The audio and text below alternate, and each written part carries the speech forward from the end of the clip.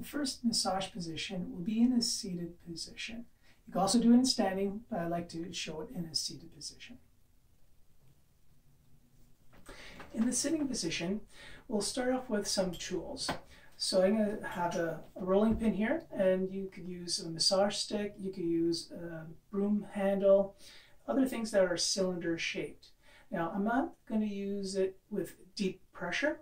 I'm going to place it on my ribs as well as on my abdomen itself. So nice and gentle in terms of the pressure. So I'm going to just rotate so you can see the side view. So I'm getting the obliques, the transverse abdominis, moving towards the front area on the rectus abdominis. Okay, not too deep, especially on the ribs. Then you could get to use a therapy ball, rolling it with your hand. Again, not too deep because it can be sore. So you have to get accustomed to it before you apply more pressure. And then I roll it to the front on rectus abdominis, moving downward and across.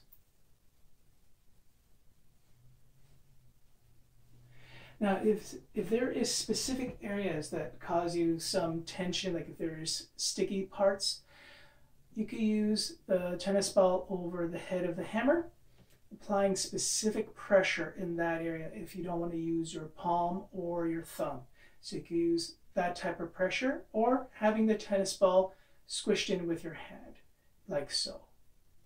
And then you could, with the hammer, move it in different directions. So up and down, on an angle, side to side, and even on rectus abdominis.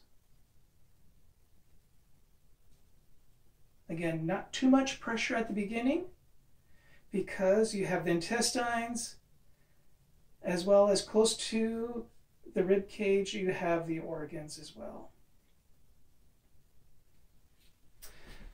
Now, as we move away from the tools and using our hands, you can use the heel of your hand to basically massage at the rib area, moving in circular motion, moving crossways or even vertical, similar to what I did with the therapy ball. When we get to the abdominal area itself, what we're going to do is start off with some stroking techniques.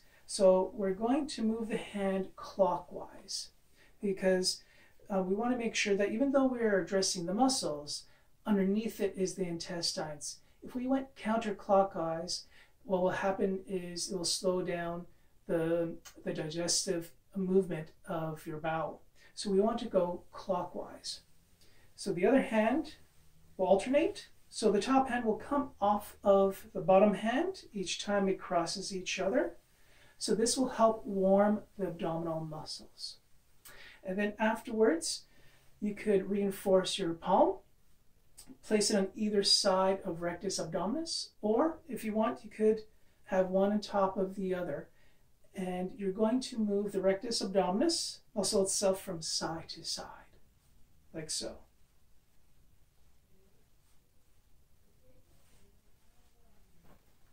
And then you can reinforce your palm and just do some circular motion.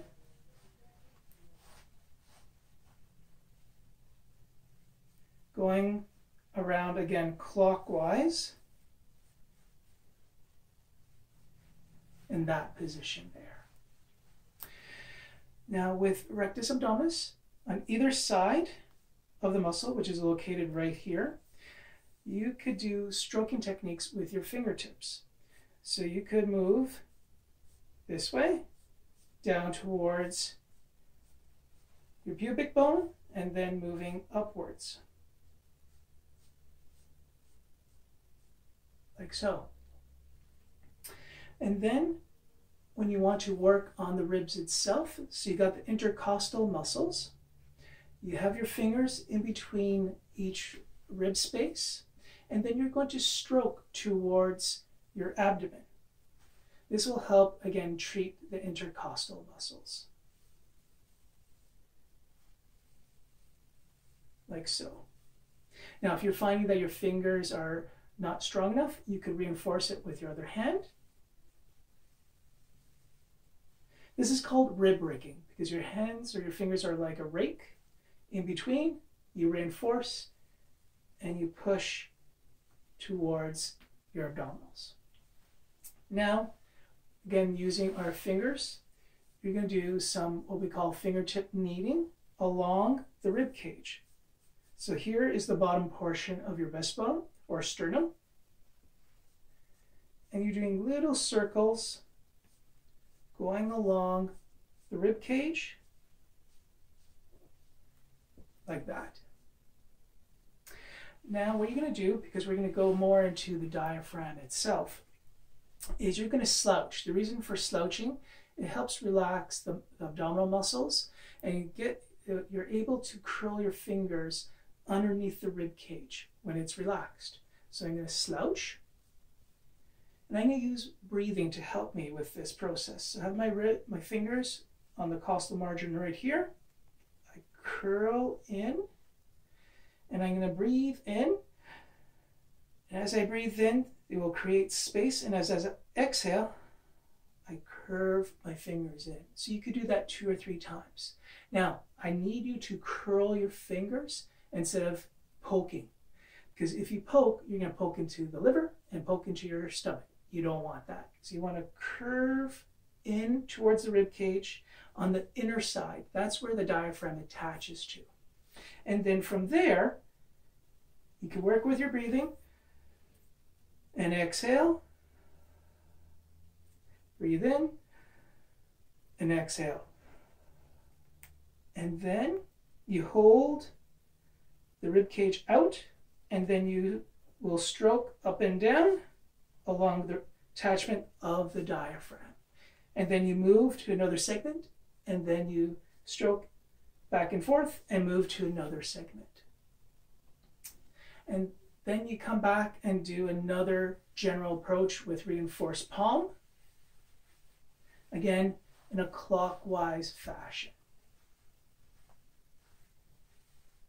And then back to rectus abdominis, moving it back and forth. And now we'll move on to our next technique.